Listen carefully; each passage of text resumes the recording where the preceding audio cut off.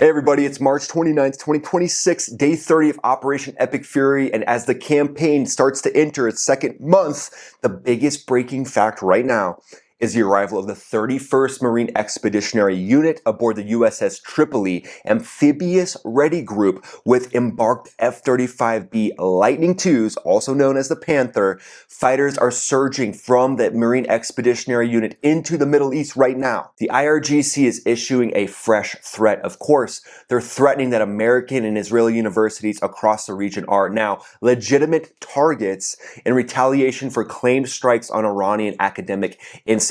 Yeah, we're sure they were academic institutions. It's just a coincidence that all your IRGC headquarters were embedded in these academic institutions and hospitals and schools, mind you. We walk into one of these academic institutions and they're like, yeah, this is a farming school. It's just for farming. And you're like, well, why are there ballistic missile launchers on your tractors? And they're like, oh yeah, the ground's just really hard where we farm, so we need those missiles to actually create a space for the crops to go. But Iran also issued an ultimatum to the US, saying that the US has until noon on March 30th to officially condemn the bombings of the universities or face consequences, and those consequences would be Iran striking the different universities that have affiliations with the US and Israel in the Middle East itself. They told students, staff to get 1 kilometer away from all these campuses because they're gonna strike them now. But this Marine Expeditionary Unit has a little something to say about Iran's threats, and they're going to take the fight even harder to Iran at this point because they're rolling in with those F-35s, transport aircraft, amphibious assault vehicles, and tactical assets that give instant power projection across the Persian Gulf. So stay with me because the F-35B Lightning II is about to do what it does best to support the Marine Expeditionary Unit's marine recon and raiders to help protect freedom of navigation through the Straits of Hormuz. We're going to be assessing exactly what these Marines could do. They could be doing right now in Iran or the surrounding areas around Iran. And what the Marine Expeditionary Unit does next is going to challenge everything we've heard about close air support from the F-35B. But before that, we got to talk about the fact that putting these Marines on Karj Island, that to me doesn't make a lot of sense without complete air supremacy. Right now, the US has air superiority where the fighters and bombers are operating with impunity, but there's still drones and ballistic missiles. So complete air supremacy needs to be had from those drones and missiles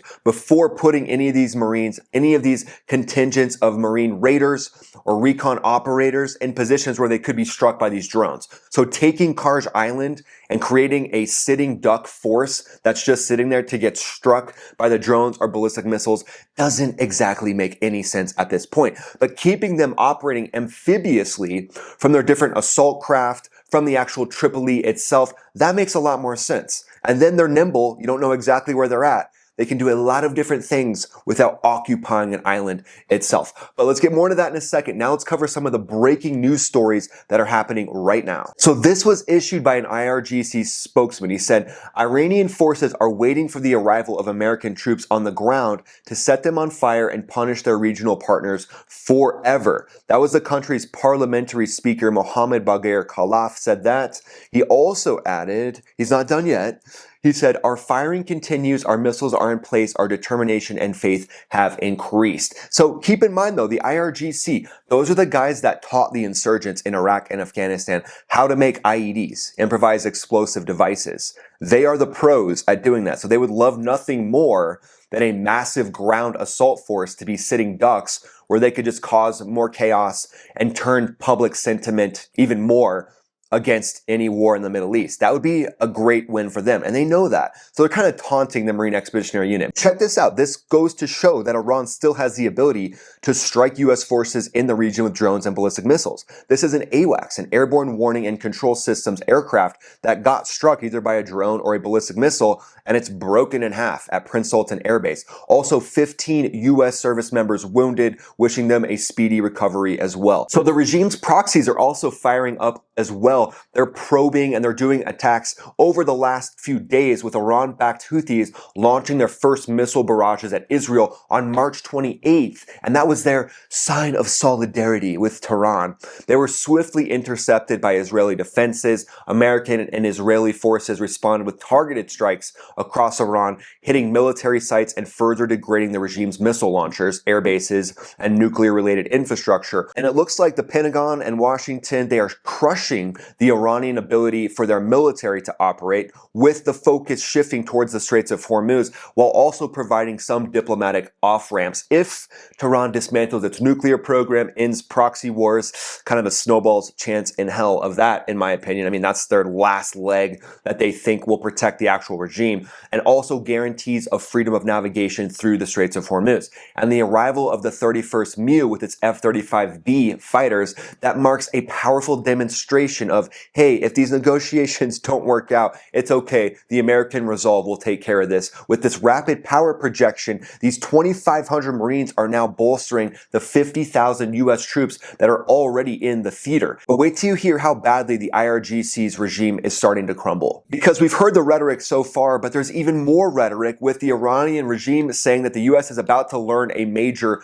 lesson, and that's one of their threats against these universities. They're claiming that U.S. troops are already fleeing bases. They're saying that there was a hideout that U.S. troops had in Dubai, and that they just killed 500 U.S. service members in, and that was debunked very swiftly by CENTCOM. So it looks like Iran's rhetoric, even though their military infrastructure is crumbling, they're now focusing on pressure with their ballistic missiles and their drones, and likely their proxies. They're trying to activate those around the Persian Gulf to try to distract the U.S. during what could be negotiations, but we're not exactly sure who's actually being negotiated with at this point.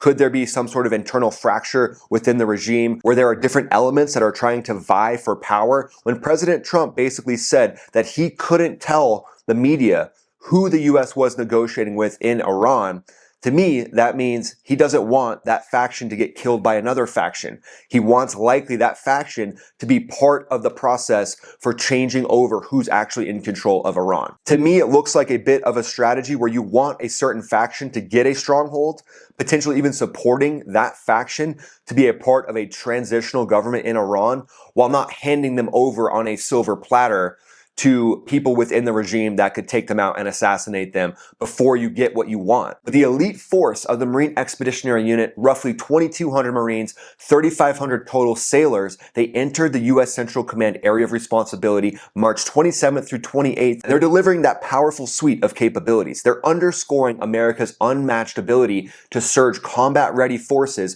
all the way from the Indo-Pacific towards the Middle East, basically in just a couple weeks. The Marine Expeditionary Unit's versatile amphibious assault power, rapid raid forces, maritime security teams, crisis response expertise, marine recon. When it comes to the ability for special operators to operate in the water or amphibious areas, it doesn't really come close to marine recon. Sorry, Navy SEALs, you guys are cool. Don't worry. We know that you're awesome. In my opinion, Navy SEALs, they're kind of those surgeons. They're those experts with firearms. If you need a team that uniquely understands how to take down high-value targets and use firearms essentially like they're the scalpels of a surgeon, Navy SEALs, SEAL Team 6. You need special operators to operate in amphibious areas or in the water. Marine Recon's got you every day of the week. And I'm pretty sure even Navy SEALs would agree with that. From what I've heard, Navy SEALs essentially hate water after they're done with training. But the Marine Expeditionary Unit has the CV-22 and the F-35B, so the F-35B could be protecting the CV-22 as it goes in to deliver Marine recon or other Marine raiders to take down specific choke points. Again, surgical attacks and strikes, not needing to take an entire island, especially when we don't have air supremacy from the drones and the ballistic missiles. Creating a situation where we've got a bunch of Marines sitting on an island just doesn't make sense to me, and it doesn't address the actual capabilities that Iran still has with their drones and ballistic missiles. We can't put these guys in a position where they're sitting ducks for those drones and ballistic missiles. You got to be aware of the threat, and you got to know what's going on and put them in a position where they're doing what they do best. Systematic strikes, lop the head off the snake, raids in the middle of the night, taking down command and control.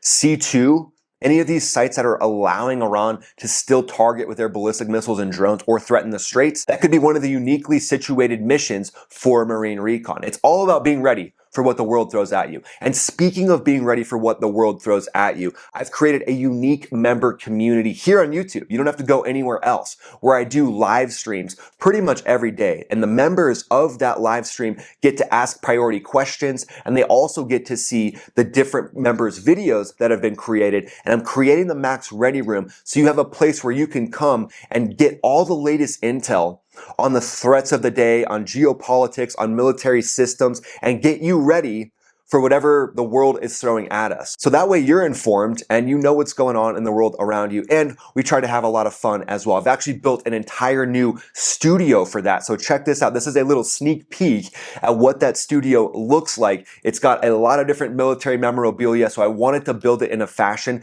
that it resembles a ready room for a fighter pilot. Prior to going out to a mission, you would go to the ready room. That would be your last little moment of solace where you got into what was called your tactical bubble and you understood what you need to do with the mission. Sometimes you would take a quick peek at your target imagery. You would know what number you are in the formation, how you're going to check in, all those little details. You'd be rehearsing those a little bit as you grabbed your helmet and your G suit. So I wanted to replicate that and create a room where we're all getting ready for whatever the world throws at us. So click the link in the description, join the Max Ready Room. You'll be glad that you did. I'll do priority responses to your lives, and then eventually we'll be doing members only lives as well. But the F-35B with the Marine Expeditionary Unit, that's basically the hero platform that is owning the fight. They're embarked on the USS Tripoli and they deliver the precision, survivability, and rapid response that turns the Marine Expeditionary Unit into an unstoppable force. Those strike fighters, they're incredibly capable. The way that their avionics team up and talk to the different assets, everybody that's on that same link can see that F-35B's radar. APG-82, highly capable. This jet is uniquely suited to be patrolling over the Persian Gulf coastline with its massive radar, pumping information to A-10s, AH-64s, giving them the exact lowdown and precise locations of where these drones are coming in from. The F-35B could target it themselves as well. But amphibious landings, covering those landings, maintaining overlapping coverage, and deterring any further Iranian threats from their drones would be one of the main goals, I think, of the F-35B in the Straits of Hormuz. It's basically like the F-35B is built to come in, thrust hard, and dominate with overwhelming power and precision in that exact right spot. But let's move to the 4D chess strategic analysis section. And if you know me, I just love to say 4D chess. This is America's measured buildup, and it reflects strategic patience in a way with overwhelming air superiority right now striking Iran hard. It's aimed at forcing Iran to choose de-escalation or self-destruction. It's basically two different options at this point is what it looks like. The 31st MEU with its F-35B fighters is the perfect tool for securing key maritime choke points and even doing surgical strikes around the region. Again, I don't think it's a good idea for a lot of Marines to just be sitting on Karj Island or any other outpost when Iran knows that. Because Iran wouldn't even blink twice about launching ballistic missiles and drones at their own homeland. They don't care. As long as they cause chaos and casualties for the US and helped turn the propaganda war and helped try to get the narrative in the US that we should fully pull out, that would be their number one objective, to cause chaos there. So only putting the Marines in positions where they have air supremacy would be my number one focus if I was in charge of any of these operations.